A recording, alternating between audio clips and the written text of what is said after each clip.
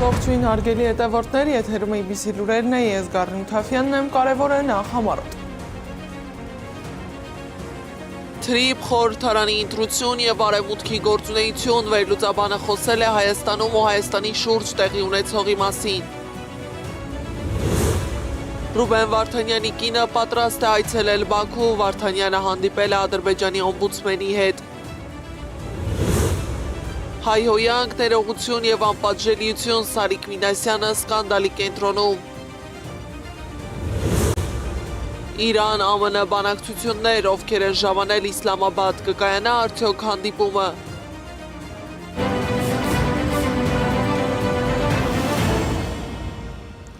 Կարնեգի Յուրոպ կենտրոնի վերլուծաբան Թոմաս Դևալը խոսել է Հայաստանում եւ Հայաստանի շուրջ տեղի ունեցողի մասին։ Ըստ նրա, առաջին փուլում Թրիփի հետևում լավ էներգիա կար, բայց Իրանում պատերազմն արդեն բարդացնում է վիճակը երկու պատճառով։ Նախ դժվար կլինի ամերիկացիներին տեղակայել Իրանի սահմանի մոտ, երկրորդ հարկավոր են մասնավոր միջոցներ Թրիփին նպաստելու համար։ Ամերիկյան սկզբնական ներդրումը կազմում է մոտ $400 միլիոն,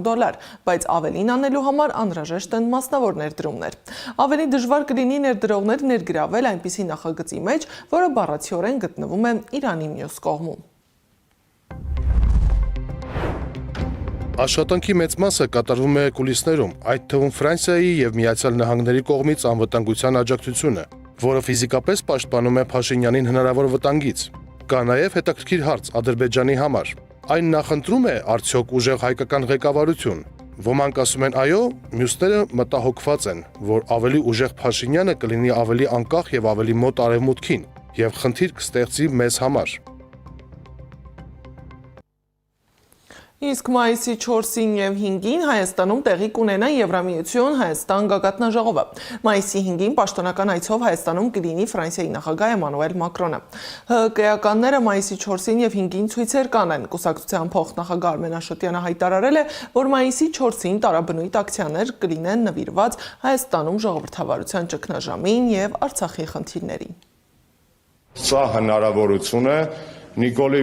կազմակերպած նախընտրական խնջույքը վերածել Նիկոլի մասին եւ նիկոլական Հայաստանի մասին ճշմարտության պահի եւ սա հնարավոր է անել։ Հնարավոր է անել հաշվի առնելով անգամ այս արդեն ասացի super security վիճակը, որ իրենք փորձելու են մարզամերգային համալիրում է լինելու միջոցառում այդ մարզամերգային համալիրը եւ շրջակա տարածք ակվարիում սարքել եւ չթողել որ մարդիկ շփվեն իրական հայերի հետ, իսկական քաղաքացիների հետ եւ իմ խնդրանքը եւ հորդորը մեր բոլոր քաղաքացիներին հետեւյալն է, անկախ նրանից թե քաղաքական, հասարակական, հանրային շրջանակները ինչպիսի միջոցառումներ կարող են նախաձեռնել եւ իրականացնել, ես խնդրում եմ ցանկացած հայի, ով իր աշխատանքի կամ կենցաղի բերումով այդ պահին կարող է շփվել, տեսնել եվրոպական պատվիրակությունների որևէ անդամի ղեկավարությունից մինչև նախարար,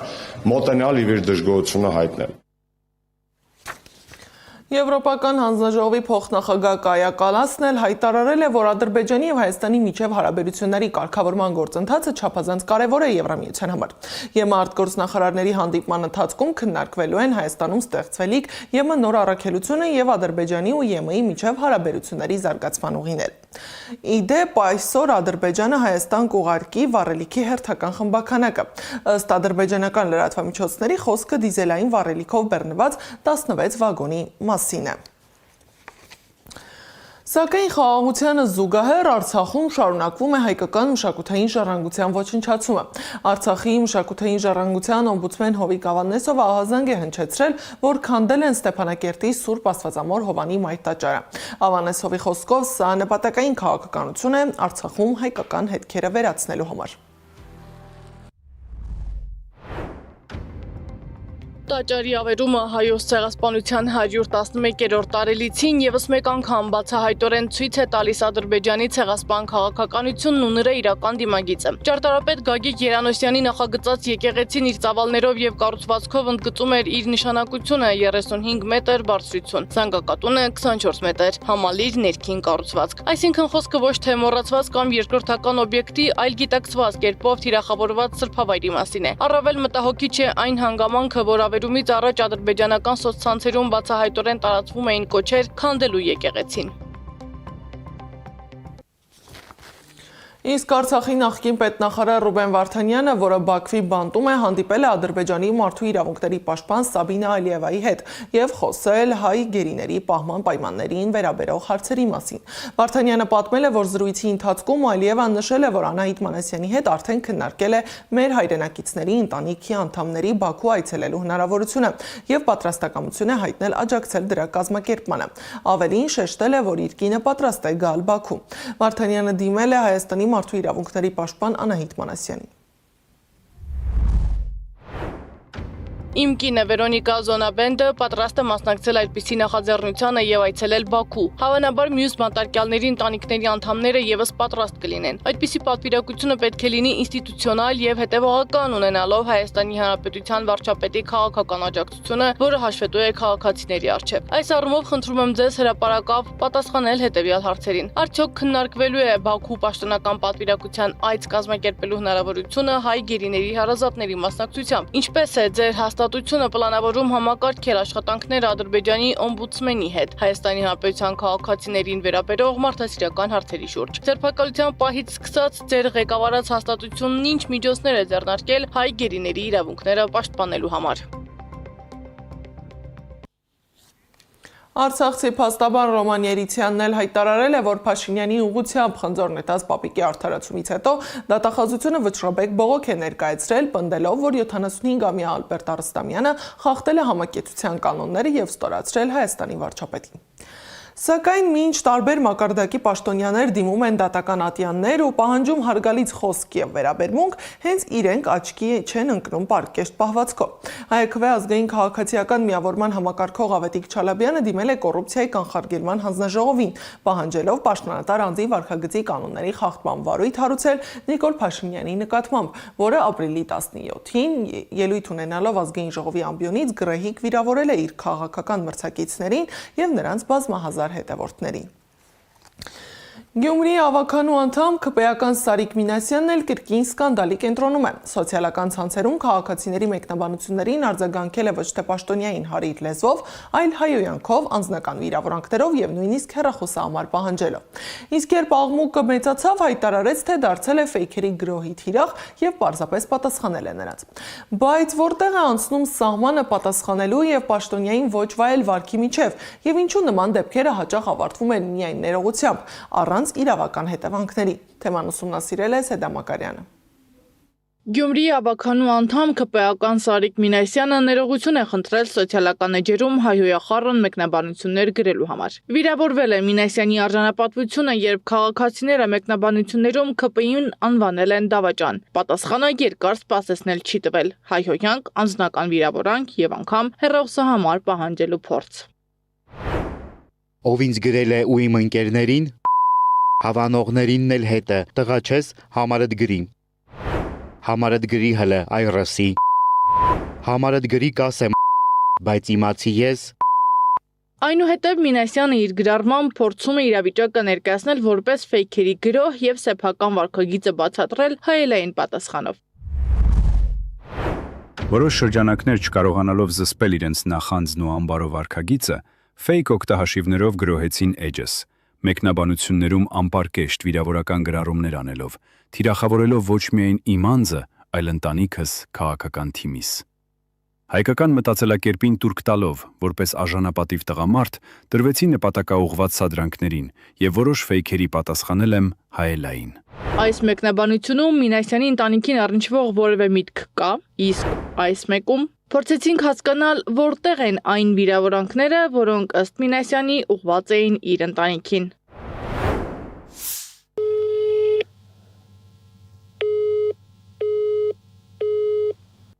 Մեր զանգերը մնացին անպատասխան։ Գյումրու ավականու անդամ Կարեն Սիմոնյանն անընդունելի է համարում նմանօրինակ վարքը։ Սպառնալիք դու հայոյանքը դատապարտելի է, անձեր կերտերից է չեմ մեկնաբանել, չեմ էլ ուզում մեկնաբանել, իսկ նման վարքագիծը դատապարտելի է։ Ատելության խոսքի ու սպառնալիքի համար Հայաստանի Հանրապետության քրեական օրենսգիրքը սահմանում է տուգանքից մինչև 2 տարի ժամկետով ազատազրկում։ Վերջերս Նիկոլ Փաշինյանի մասին նման մեկնաբանության համար 5 երեխաների մորը գիշերով ձերբակալել էին, քրեական վարույթ է նախաձեռնվել։ Քննչական կոմիտեից ասում են, Սարիկ Մինասյանի նկատմամբ չկա քրեական վարույթ, դրա համար անհրաժեշտ է հանցագործության մասին հաղորդում ստանալ, ինչը չեն ստացել։ Կգան ասում մենք պարտավոր չենք։ Ոստիկանությունը պարտավոր է, երբ որ ընդդիմադիր գործիչների հետ կապված է, չէ՞, հարց է առաջանում։ Մենք բազմաթիվ այսպիսի դեպքեր ունենք, երբ որ ոստիկանության աշխատողների հաղորդման հիման վրա, օպերատիվ աշխատանքի հիման վրա, ռեզդուկյան, չգիտեմ, սոցցանցերի ուսումնասիրության հիման վրա քրեական գործեր են հարուցվում։ Իսկ այստեղ կգան բարձր չէ, որ մենք գործ ունենք տարբերակված խտրական արդարադատության հետ։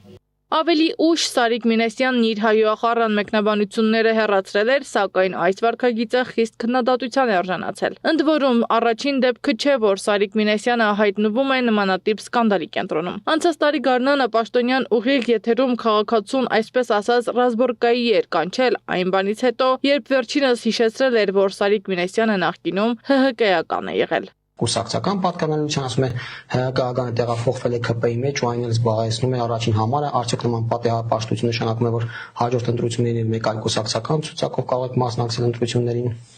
Տվյալ անձին հրավիրում եմ անձամբ իմ հետ հանդիպելու, ես իրեն կոնկրետ կպատասխանեմ։ Մեկ այլ դրվագում Պաշտոնյան կրկին մեկնաբանություններում պատասխանել էր, մեկնաբանություն գրած կնոջը վիրավորել էր նրան, ապա պահանջել վերջինիս եղբոր կամ ամուսնու հեռախոսը համարը։ Սեդա Մակարյան, Գեգամ Ղազարյան, ABC Media։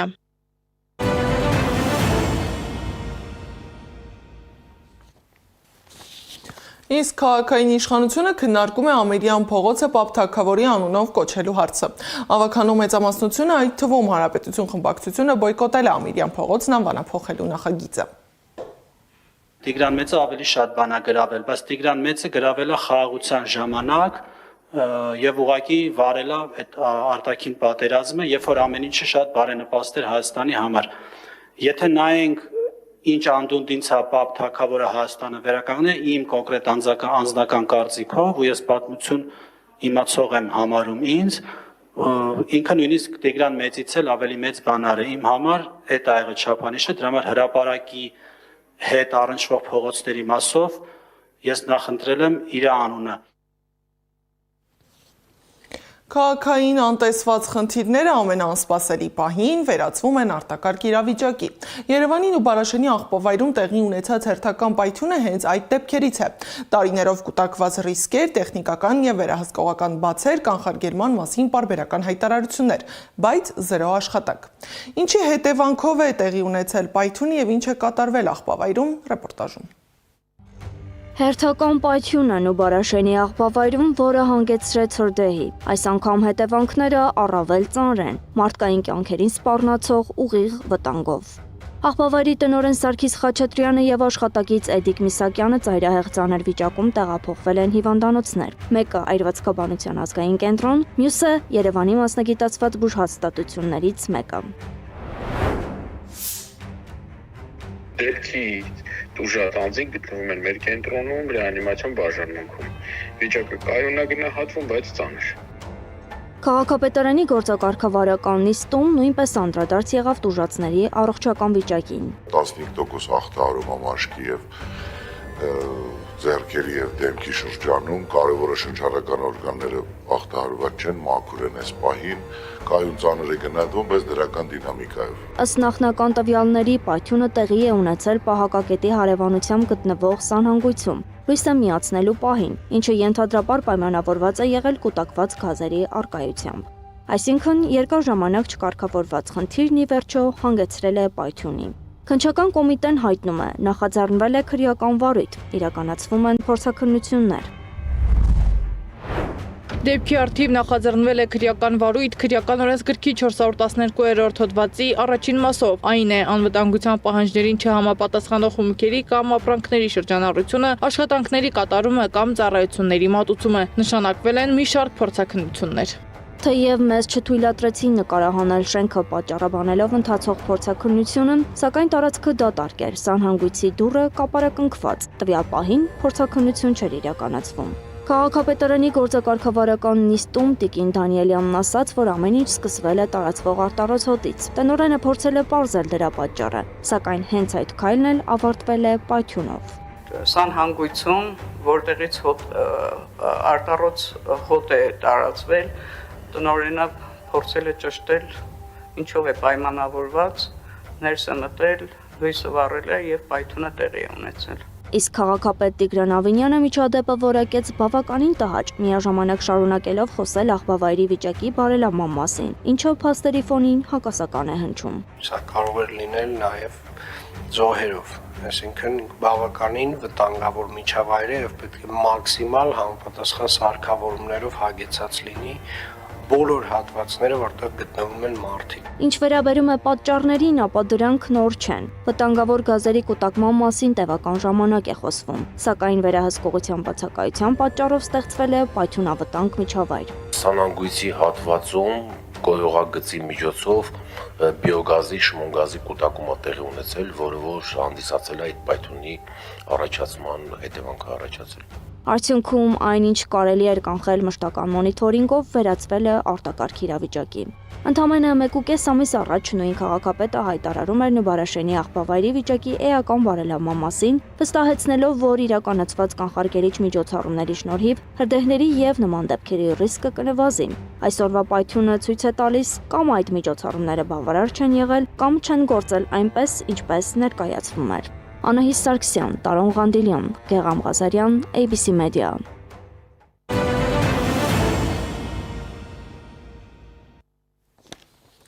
ԻԼԻՊ-ը հայտարարել է, որ իրանական պատվիրակությունից դեռևս ոչ ոք չի ժամանել եւ նույնիսկ չի մեկնել Իսլամաբադ ԱՄՆ-ի հետ բանակցելու համար։ Միջազգային լրատվականները բազմաթիվ տեղեկություններ են շրջանառել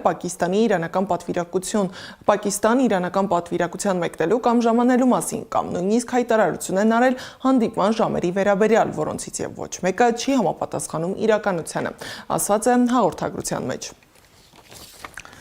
Իսկ ԱՄՆ պատվիրակությունը փոխնախագահ Ջեյդի Վենսի գլխավորությամբ արդեն ուղևորվել է Պակիստան Իրանի հետ հնարավոր բանակցությունների համար։ Իրանում մահապատժի են ենթարկել մի տղամարդու Թեհրանում մզկիթ հրկիզելու եւ հունվարին հակակառավարական ցույցերի ժամանակ Իսրայելի եւ ԱՄՆ-ի հետ գործակցելու համար։ Դատական համակարգի միզան լրատվական գործակալության հաղորդմամբ Ամիրալի Միրջաֆարի անունով տղամարդուն կախահան են հանել երեքշաբթի։ Այս ժամի համար նախատեսել էինք այսքանը, շարունակեք հետևել մեզ YouTube-ում, Facebook-ում, Telegram-ում, WhatsApp-ում, Instagram-ում, TikTok-ում կամ այցելեք մեր պաշտոնական կայք www.abcmedia.am։ Ժամը 18-ին եթերում կլինի ABC Newsroom-ը։